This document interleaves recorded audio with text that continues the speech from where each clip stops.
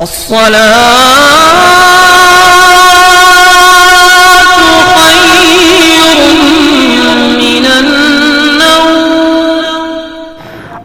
علیکم ورحمۃ اللہ وبرکاتہ۔ میں ہوں رشید اختر اور آپ دیکھ رہے ہیں سجاد نظامی ورلڈ۔ دوستو آج کا واقعہ جو ہے، آج کا ویڈیو جو ہے وہ جتنے روزہ دار ہیں، جتنے بھی روزہ دار ہیں سبھی کے لیے ہے، ٹھیک ہے۔ آخرکار روزہ کیا ہے اور میں بتا دوں، روزہ ایک روحانی ٹریننگ ہے، مجھے روحانی غذا ہے دوستو۔ تو ہر روزہ دار دھیان سے سنیں، میں زیادہ وقت آپ کا نہیں لوں گا بالکل بھی، اور جلدی سے جلدی چھوٹی چھوٹی باتوں میں جو ہے، چھوٹے چھوٹے جملوں میں انشاءاللہ اس واقعے کو میں سمیٹ دوں گا 5 سے 8 منٹ کے اندر اندر۔ بس یہی آپ سے کہنا چاہتا ہوں، جو بھی روزدار ہیں شروع سے لے کے آخر تک سنیں کہ آخرکار روزے کی حقیقت اور روزہ ایک روحانی ٹریننگ کیوں ہے انشاءاللہ تعالی، ٹھیک ہے۔ میں یہاں سے شروع کر رہا ہوں، لیکن میں آپ سے یہ کہنا چاہتا ہوں کہ بس اس کو اپنے تک ہی مت رکھنا، انشاءاللہ ہر روزدار تک یہ ویڈیو پہنچ جانا چاہیے، ٹھیک ہے۔ شروع کرتا ہوں، اس سے پہلے تھوڑی سی گزارش ہے، میرے چینل پر نئے چینل کو سبسکرائب کر لیں گے، بعد بیل آئیکن کو آن کر دیں، ویڈیو کو لائک کر دیں اور بس شیئر کر دیں۔ آئیے میں یہاں سے شروع کرتا ہوں۔ روحانی روزہ ایک روحانی ٹریننگ۔ اللہ کیا فرماتا ہے، اللہ کے رسول صلی اللہ علیہ وسلم کیا فرماتے ہیں، اور رسول کے صحابہ اکرام کیا فرماتے ہیں، میرے سرکار کی کون کون سی حدیثوں سے یہ ثابت ہوتا ہے، سنیں انشاءاللہ۔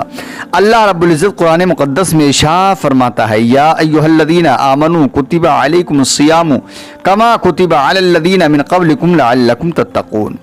اے ایمان والو، تم پر روزے فرض کیے گئے ہیں جیسا کہ تم سے پہلے لوگوں پر روزے فرض کیے گئے تھے تاکہ تم متقی ہو جاؤ۔ بے شک اب اس آیت کریمہ سے پتہ چلا کہ روزے اس لیے فرض کیے گئے ہیں تاکہ ہمارے اندر تقوی پیدا ہو جائے اور ہم متقی پرہیزگار ہو جائیں۔ بے شک اچھا، تو تقوی کسے کہتے ہیں اب یہ سمجھتے ہیں یہاں پر سب سے پہلی چیز۔ اچھا، تو تقوی کسے کہتے ہیں یہ بھی سمجھتے چلیں۔ حضرت فاروق اعظم رضی اللہ تعالی عنہ نے حضرت ابی ابن کعب رضی اللہ عنہ سے پوچھا کہ تقوی کسے کہتے ہیں۔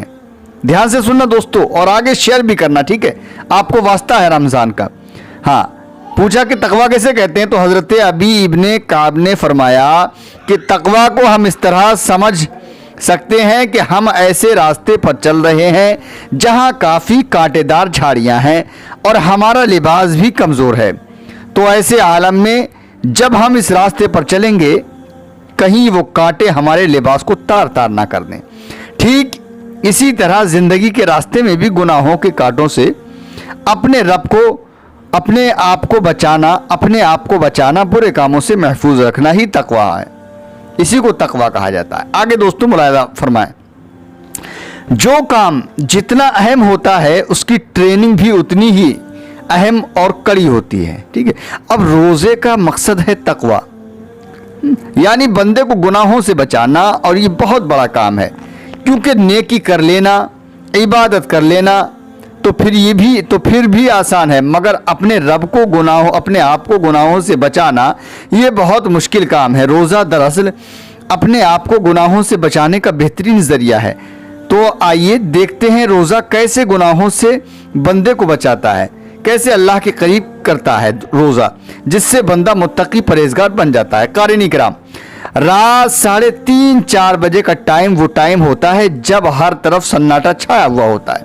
اچھا لگے دعاؤں سے ضرور نواز دے، دل اجازت دے تو اس واقعے کو آگے ضرور پہنچائیں جو روزداروں کے لیے خاص کر تحفہ ہے۔ سنیں انشاءاللہ تعالی، ہر طرف سناٹا چھایا ہوا ہوتا ہے، وہ کون سا ٹائم ہوتا ہے؟ سحری کے وقت میں نا، باہر صرف کتوں اور چھنگروں کی آوازوں کی پہرا ہوتا ہے، یعنی جانور ہیں رات میں ان کا پہرا بولتے ہیں، اور گھروں میں کولر، پنکھوں اور خراٹوں کی آوازوں کا شور ہوتا ہے۔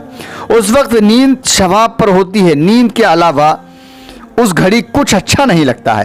ایسے عالم میں اچانک مسجد کے مائک سے آواز آتی ہے، حضرات السلام علیکم، سحری کا وقت ہو چکا ہے، اٹھو اور سحری کر لو۔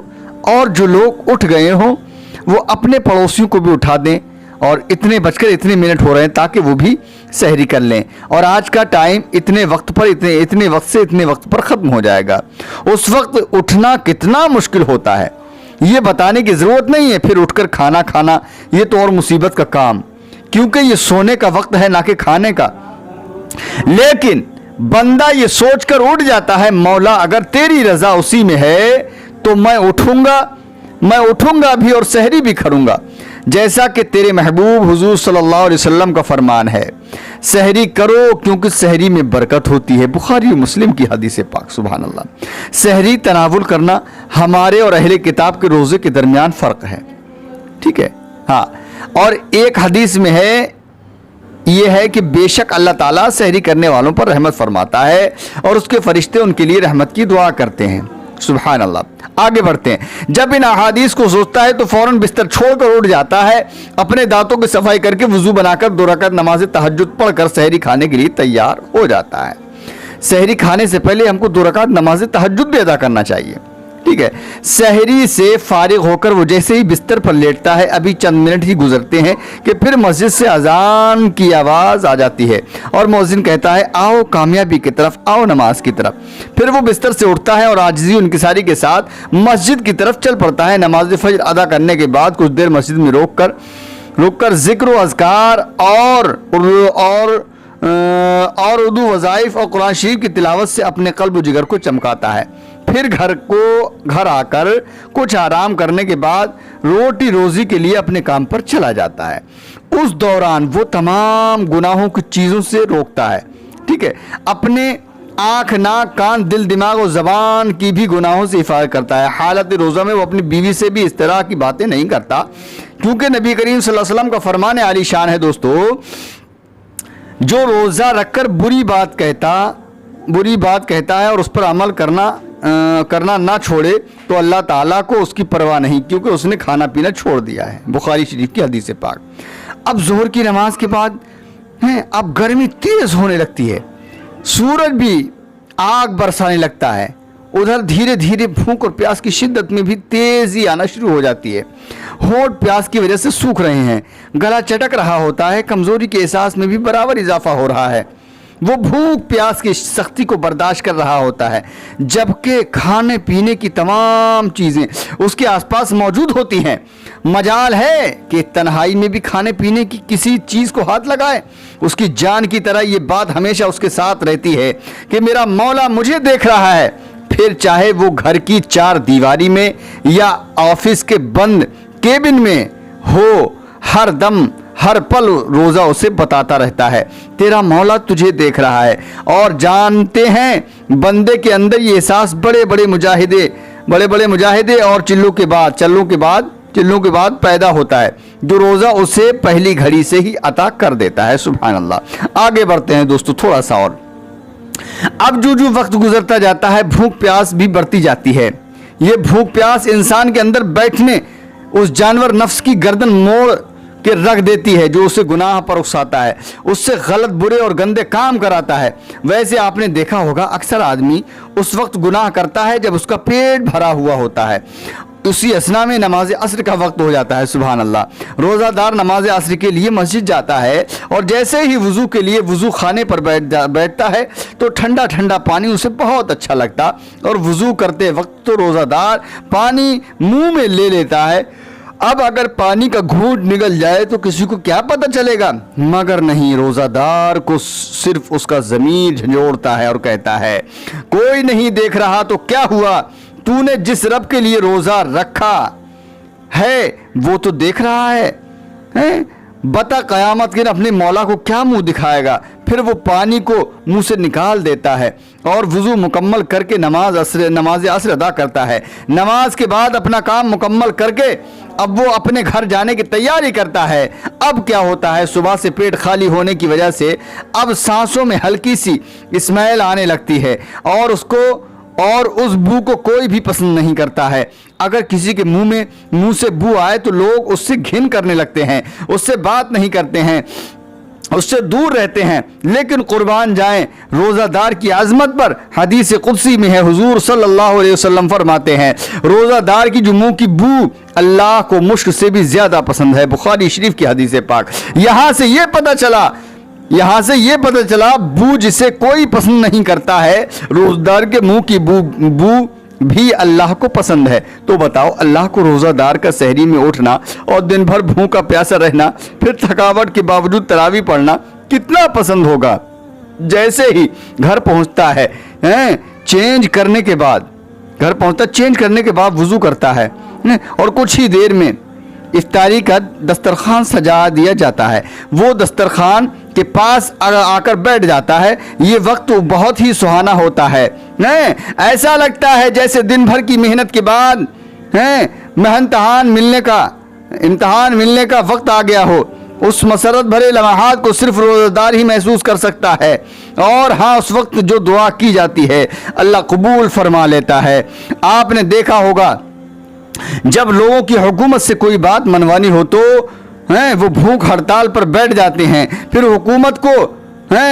حکومت کو بھوکوں کی بات ماننی پڑتی ہے۔ اس بھوک میں بڑی طاقت ہے۔ اسی بھوک کے عالم میں افطار کے وقت روزہ دار بھی جو دعا کرتا ہے تو اللہ پاک بھی روزہ دار کی دعا قبول فرما لیتا ہے، جیسا کہ حضور صلی اللہ علیہ وسلم نے فرمایا افطار کے وقت کی دعا قبول ہوتی ہے۔ یہ ترمذی شریف کی حدیث پاک۔ دسترخوان پر ایک سے ایک نعمت ہوتی ہے، دل جانتا ہے بس کھاتے ہی رہیں، مگر 2-4 منٹ میں پھر نماز کا وقت ہو جاتا ہے تو دسترخوان کی تمام نعمتوں کو چھوڑ کر اللہ تعالیٰ کی بارگاہ میں حاضر ہوتا ہے، پھر نماز کے بعد کھانا کھاتا ہے۔ دن بھر کا روزہ اور تھکاوٹ کی وجہ سے بدن چور چور ہو رہا ہوتا ہے، اب دل چاہتا ہے کہ بس سو جائیں، ذرا کمر سیدھی کری نہیں کہ اونگ لگ جاتی، عشاء کی اذان کی خوبصورت آواز سے اس کی آنکھ کھل جاتی ہے۔ اب عشاء کی نماز کے ساتھ میں 20 رکعت تراویح بھی پڑھنا ہے، کافی سستی آتی ہے، لیکن ارشاد رسول ہے، سرکار کا فرمان ہے، عشاء کی نماز منافقین پر بھاری ہوگی،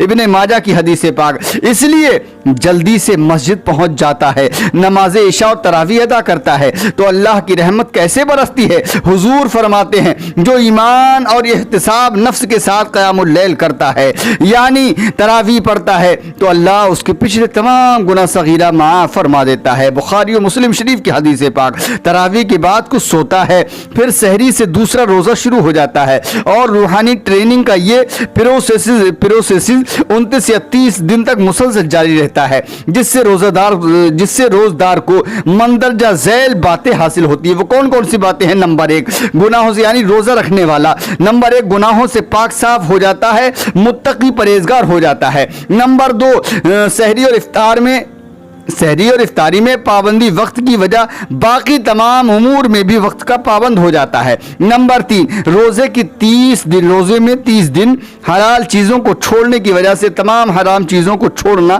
آسان ہو جاتا ہے، بے شک۔ نمبر 4 بھوک پیاس کی وجہ سے غریبوں کی بھوک پیاس کا احساس ہوتا ہے، بے شک۔ نمبر 5 کھانا اور پانی کتنی بڑی نعمت ہے پتہ چلتا ہے۔ نمبر 6 ہر دم ہر پر اللہ پاک کا قرب عطا ہوتا ہے۔ نمبر 7 بے شمار طبی فائدے حاصل ہوتے ہیں۔ نمبر 8 نفس پر کنٹرول کرنا آتا ہے۔ نمبر 9 مستجاب الدعوات بن جاتا ہے۔ نمبر 10 ریاکاری سے بچ جاتا ہے، وغیرہ وغیرہ۔ مختصر میں یوں ہی سمجھ لیجئے، اگر ہم اپنی پوری زندگی رمضان کی طرح اگر بنا لیں گے تو پھر موت بھی عید کی طرح ہوگی انشاءاللہ تعالی۔ دوستو بس یہ روزے کی ٹریننگ، روزہ جو ہے ایک روحانی ٹریننگ کیوں تو میں نے بیان کیا۔ کیسا لگا ضرور انشاءاللہ تعالی بتائیں مجھے، میں آپ کے کمنٹ کا انتظار کروں گا۔ اور بھی کسی طریقے کے واقعات چاہیے تو انشاءاللہ مجھے ضرور بتائیں۔ ملتا ہوں اگلے ویڈیو میں، تب تک کہ اللہ حافظ، دعا خیر میں یاد فرمائیں۔ کیونکہ آپ سب کو پتا ہے سجاد نظامی ورلڈ یوٹیوب چینل پہ ایک سے ایک بہترین اللہ کا فرمان جو اللہ کیا فرماتا ہے اور سرکار کی حدیثوں کی ویڈیو اور واقعات آپ کو ملتی ہیں۔ انشاءاللہ اسی طریقے سے سنتے رہیے اور اپنے دلوں کو منور و مجلہ فرماتے رہیے۔ خدا حافظ۔